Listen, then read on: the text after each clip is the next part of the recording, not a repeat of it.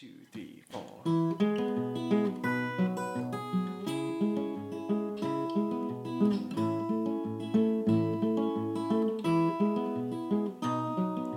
Ain't no use to sit and wonder why, babe. No matter anyhow. And it ain't no use to sit and wonder why, babe. If you don't know by now, when your rooster crows at the break of dawn, look out your window and I'll be gone. You're the reason I'm traveling on. Don't think twice, it's alright. Hey everyone, and welcome back to Swift Guitar Lessons. Today we're going to finish our series on the Bob Dylan classic, Don't Think Twice, It's Alright. I'm going to break down a couple of tricky chord progressions as we apply the Travis finger picking pattern and a couple of variations to help you with your rendition. Let's get started. Okay, we have a close look at the guitar neck and also my right hand. The first thing I want to mention is that we have a capo here on the 4th fret and the guitar is tuned to standard tuning. I'm going to break down the verse into different sections for you. The first of which, we're going to need a C major chord, a G major chord, an A minor, and an F major chord. This is a classic 1, 5, 6, 4 progression, a progression that's been used in thousands and thousands of different songs.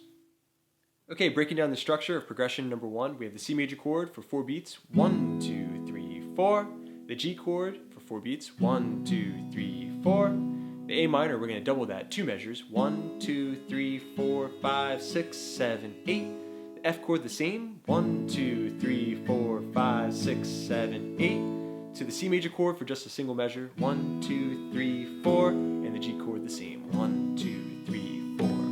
Putting all those chords together, sound like this.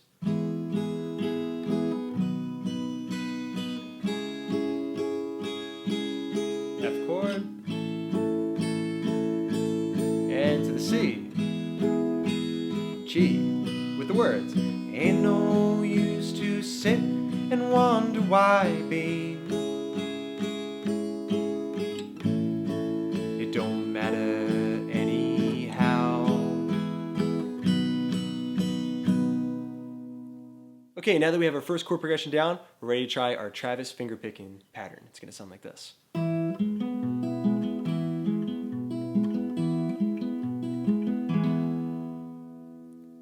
Okay, notice now that we have the 3rd finger jumping back and forth, creating a little bass line. As that's going on, I'm going to have this pattern going. Double D, G, E, B, D, G. Double D, G, E, B, D, G. Okay, the 3rd finger continues to go.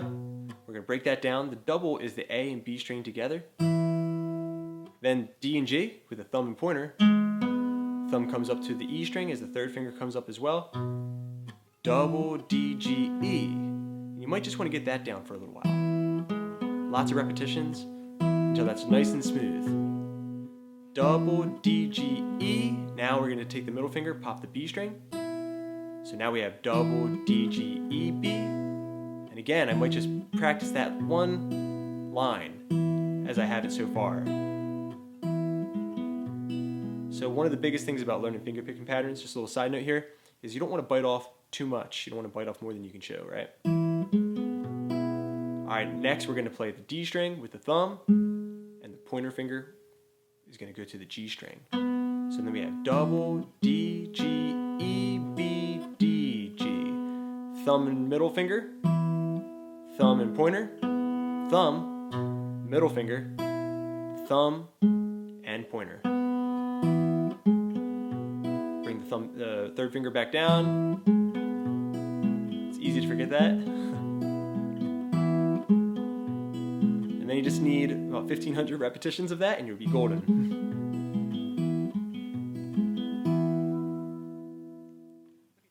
Okay, so that finger picking pattern is going to be used throughout the entire song, with just some slight adjustments as we go through the different changes. A good example of that is when we go to the G major chord from the C. It's going to change just a little bit to accommodate our new root, which is now found here on the E string, 3rd fret. Okay, so that was the same exact pattern. We're going to use this adjustment for all the chords that are rooted off of the E string. So basically, the thumb is going to be following the roots as we go through this, the tune. So over the G major chord, I'm playing E and B string together instead, double, then everything is going to be the exact same as it was over the C major chord. D, G, E, B, D, G, double, D, G, E, B, D, G. So if you put those two chords together, it will sound like this. The C chord, my thumb is on the A string because that's where my root is. Double, D, G, E, B, D, G. Don't forget about your alternating bass note. Then over the G chord, double, D, G, E, B, D, G. I'm going to do the same thing I did over the C chord on the A minor chord because that's where my root is here on the A string. Do that twice. So now we have double, D, G, E, B, D, G, double, D, G, E, B, D, G. A minor, double, D, G, E, B, D, G, double, double, D, G, E, B, D, G. Okay, it's very easy to get your roots mixed up, so let's try that again.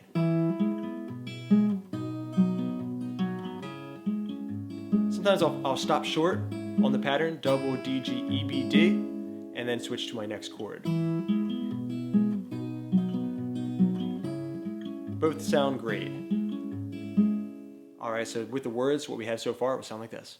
Ain't no use to sit and wonder why, babe. Alright, it's right there that we're going to throw in a new root. So we would be on the E string, but not open this time. We're going to actually throw in a G note. Of course, I'm speaking relative of the capo, my 3rd fret of the E string. So now we have.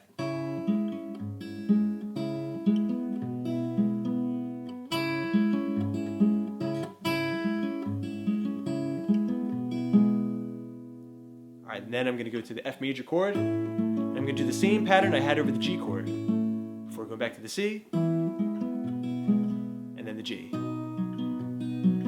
So I have the C chord, G, walk, F major, and then the C chord again, G. Alright, that whole part of the verse will sound like this. Ain't no use to sit and wonder why, babe.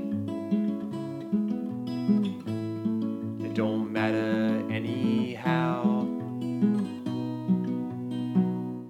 Okay, now that you have the first chord progression down and the basic finger picking pattern, we can take a look at the second part of the verse. For this part, it's going to be basically the same exact thing, only we're going to throw in a chord substitute. Starts off with the C major chord, 1, 2, 3, 4, G, 2, 3, 4, A minor, 2, 3, 4. We're going to walk again, but this time, instead of going to that F chord, we're going to throw in a D7/F sharp. Sounds like that. This is a very cool chord. The first finger stays exactly where it was on the A minor chord, but as we walk, my first finger is going to stay put on the 1st fret of the B string, my 3rd finger is going to go to the G string, 2nd fret, and my middle finger is here on the 2nd fret of the E string. I'm going to pick this chord the same as I did over my G and F chords. So that part's going to sound like this. Ain't no use to sit and wonder why, babe, walk. D7/F sharp, and then we're going to go to a G major chord. So if you put those two chord progressions together, it will sound like this. C major, G, A minor, walk to the F chord,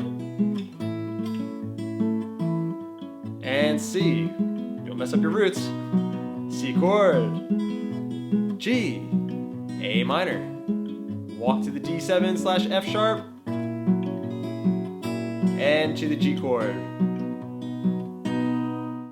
Okay, now that you have both verse chord progressions down and also your finger picking pattern, we're going to throw in some variations that are going to allow you to emulate what Bob's doing in the intro.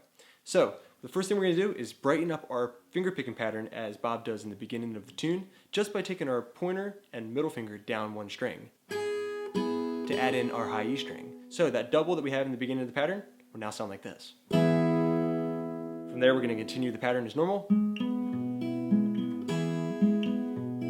before going into a nice little melody on the G major chord that sounds like this.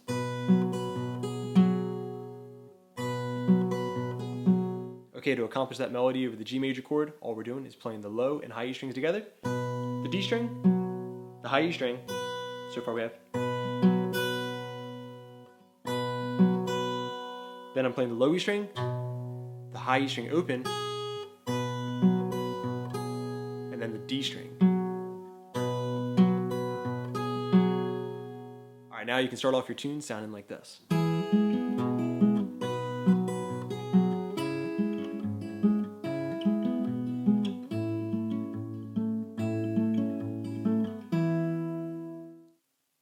Okay, so the next variation isn't going to come about until we get to our D7/F sharp. We're going to do a little hammer on here with the first finger on the B string. And the next thing that we can throw in is at the very end of the progression, over a G major chord, we can throw in a nice little walk-in line.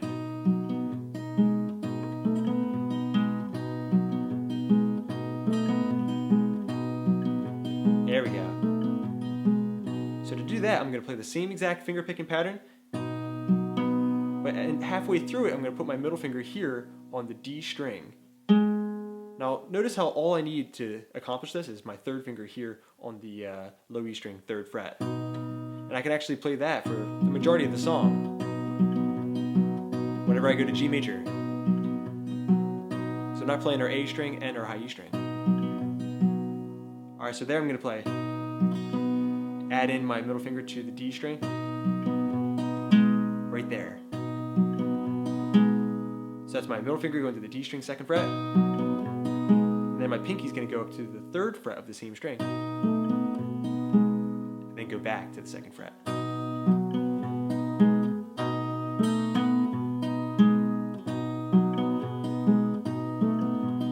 So here's your verse with all of those variations.